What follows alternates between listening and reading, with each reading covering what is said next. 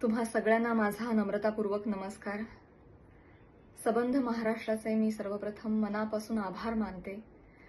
पत्रकार परिषद घेतल्या क्षणापासून ते आतापर्यंत मी आणि माझ्या कुटुंबियांनी शेकडो phone calls, messages, social media tags receive केले.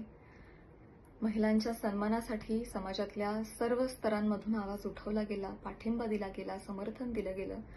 यामुळे आम्हाला फार बळ मिळालं, समाधान वाटलंय. खूप खूप धन्यवाद. त्याचबरोबर माननीय आमदार श्री सुरेश धस यांचे देखील मी मनापासून आभार मानते. अत्यंत मोठ्या मनानं त्यांनी देखील समस्त महिला वर्गाची माफी मागितली, दिलगिरी व्यक्त केली. दादा खूप धन्यवाद. असं करून तुम्ही छत्रपती शिवाजी महाराजांच्या विचारांचे पाईक आहात हे दाखवून दिलं.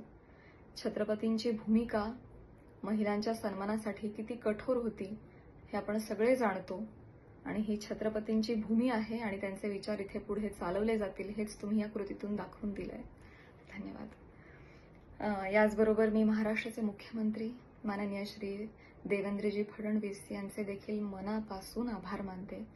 त्यांनी आज जातीनं लक्ष घातलं आणि अत्यंत निगुतीनं, संवेदनशीलतेनं हा विषय पुढे नेला, मार्गी लावला. मनापासून धन्यवाद. त्याचबरोबर महाराष्ट्र महिला आयोग आणि आयोगाच्या अध्यक्षा माननीय रुपालीताई चाकणकर यांचे देखील मनापासून आभार. त्यांनी देखील त्वरित यावर कारवाई केली. आणि अर्थातच संतोषदादा देशमुख यांच्या बाबतीत जे काही घडलं ते बघून सबंध महाराष्ट्र हळहळला, आम्ही देखील हळहळलो.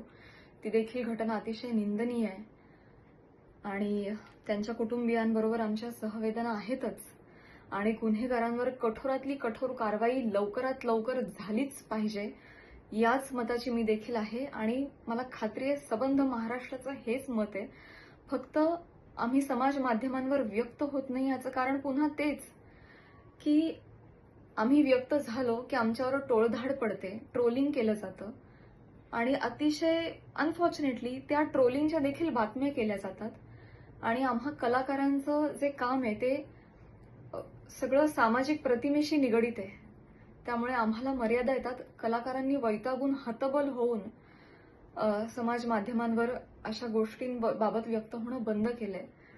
जो काही दुसरा गट असतो त्या घटनेचा, समाज असतो, ते सगळे खूप बदनामी करतात, हर्ट होतात म्हणून हल्ली कलाकार व्यक्त होत नाही. पण मी तुम्हाला खात्री देते, जर खरोखरच जर कमेंट सेक्शन जरी बंद झाल्या ना, त्याच्यावरचा ट्रोलिंग जरी थांबवलं गेलं, बंदच झालं की कोणी मतच व्यक्त करायचं नाही त्याच्यावर, तर बघा सगळे कलाकार आणि कलाकारच काय समाजातले सगळेच स्तर मैदानात उतरतील आणि तुमच्या समर्थनार्थ येतील आणि सगळ्यांच्या समर्थनार्थ येतील. फक्त आता सोशल मीडिया आणि युट्यूब चॅनल्स हे मोकाट सुटलेत. त्यांना कुठल्याही नियमाअंतर्गत बसवता येत नाही. अभिव्यक्ती स्वातंत्र्याच्या नावाखाली मोकाट आहेत ते. अर्थात मी मुख्यमंत्री साहेबांकडे ही देखील विनंती केलेली आहे की याच्यात काहीतरी नियमावली असावी.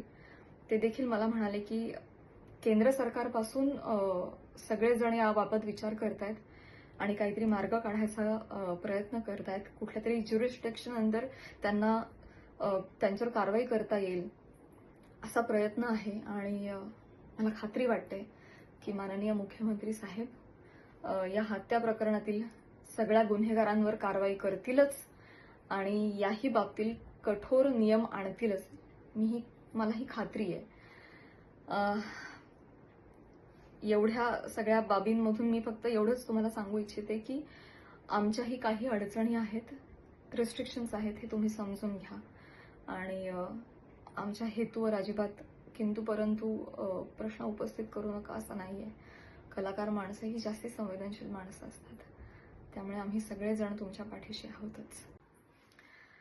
माध्यमांचेही मनापासून आभार की त्यांनी हा विषय हाताळताना संवेदनशीलता दाखवली. खूप खूप धन्यवाद. गेल्या 2 दिवसांपासून आणखी 2 मुद्दे फार चर्चिले गेले. मी त्याबद्दलही या निमित्तानं बोलू इच्छिते. मी पत्रकार परिषदेतही म्हटलं होतं की धस साहेब बोलले त्यामुळे आज मला पत्रकार परिषद घ्यावी लागली. ते नसते बोलले तर आज मी तुमच्यासमोर नसते. त्यामुळे कुठलंही आंदोलन, कुठलाही मोर्चा, कुठलीही मोहीम त्याला डिस्ट्रॅक्ट करण्याचा माझा हेतू नव्हता. माझ्या मार्फत कोणा दुसऱ्याचाही हा हेतू नव्हता हे इथे मी नमूद करू इच्छिते, जाहीर करू इच्छिते, क्लिअर करू इच्छिते. आणि खरोखरीच धस सर बोलले नसते तर आज मला हे सगळं करायची काही गरजच पडली नसती. त्यामुळे कोणीही त्यातून कुठलाही गैरअर्थ काढू नये. आणि जाता जाता आज मी इथे हेही नमूद करू इच्छिते की आमदार साहेबांनी माफी मागितल्यामुळे आता मी त्यांच्यावर कोणतीही कायदेशीर कारवाई करणार नाहीये, मी करू इच्छित नाही. आणि आज या संपूर्ण प्रकरणावर माझ्याकडूनही मी पडदा टाकतेय.